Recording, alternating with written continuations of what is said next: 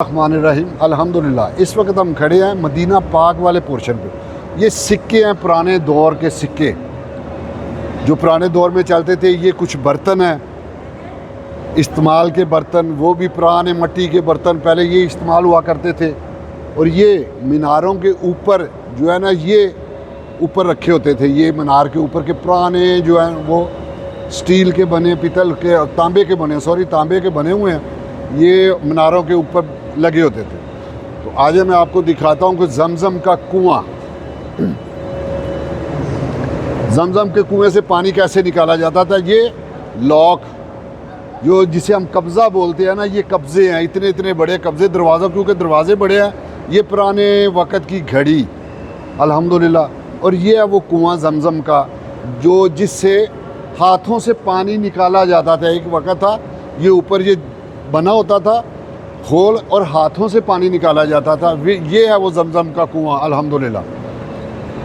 इससे अली उल मुर्तज़ा शेर खुदा के घर का दरवाज़ा था। फातिमा ज़हरा रज़ी अल्लाह ताला का दरवाज़ा था। मुझे किसी दोस्त ने बताया था, वल्लाह अलम।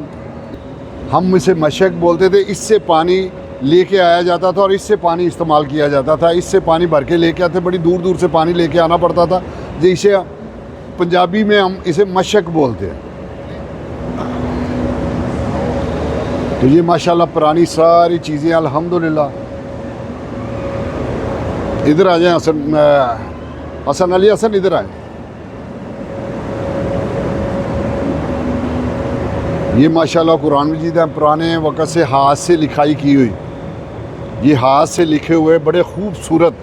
अब देखें, अब बंदा गौर करे तो ये लिखाई, ये डिज़ाइन हाथ से बने हुए हैं, किसी प्रिंट मशीन से नहीं किया हुआ। ये हाथ से बने हुए सारे डिज़ाइन है और सारी लिखाई जो है ना, ये हाथ की है। कितनी खूबसूरत और कितनी मेहनत की होगी।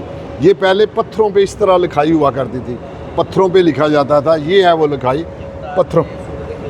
हाँ, ये सूरत अखलास लिखी हुई है माशाल्लाह। देखिए कितनी खूबसूरत और किस दौर में पत्थर के ऊपर लिखी हुई है अल्हम्दुलिल्लाह। अल्लाह पाक सबको एक मरतबा तो ज़रूर बुला ले, बार बार बुलाए तो मालिक तेरे से बड़ा करीम कौन है। और जब भी आए और कोशिश कीजिए किस्वतुल काबा और ये म्यूज़ियम, इसका विज़िट ज़रूर कीजिएगा। अल्लाह पाक सबका हामी व नासर। अस्सलाम वालेकुम।